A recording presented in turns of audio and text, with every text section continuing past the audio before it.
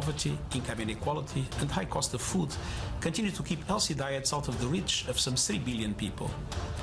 Climate change and conflict are both consequences and drivers of this catastrophe. Our war against nature includes a food system that generates 1/3 of all greenhouse gas emissions. And the same food system is responsible for up to 80% of biodiversity loss. Yet, there is hope.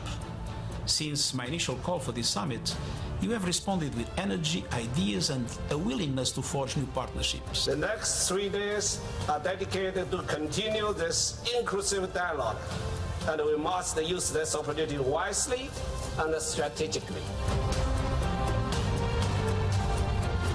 At the end of last year, Italy promoted a food coalition here in this room that was joined by more than 40 countries.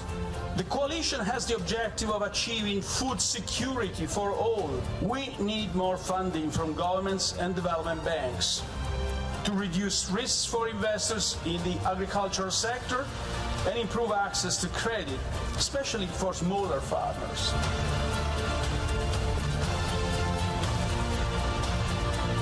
We heard Prime Minister Draghi underscore the word ambition. The last 2 years, voices of the indigenous people, of civil society, of business, of our member states here in Rome, in New York, and more especially in our countries, each and every one of them has underscored the importance of action now. My real appreciation goes to a woman of substance, and that is our special envoy, Agnes Kalibata. The question I had the most during this Food System Summit was, how can I help? Believe it or not, it can't be any other way. It has to be that the next 9 years is about really coming through. Across the world, there is a consensus on one thing: the status quo is not acceptable. Listening to the science, drawing on the experience of the farmers and the fishers, and then thinking through the health, environmental, social, gender and poverty consequences as we chart pathways to the future. Millions of people are watching. They want to see the quality of cake we'll bake. We have 3 days to bake the cake, and they're going to give the marks.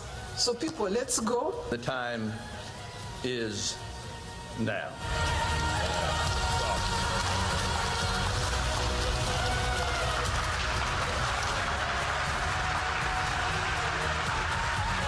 I look forward to welcoming you to New York in September, and I thank you.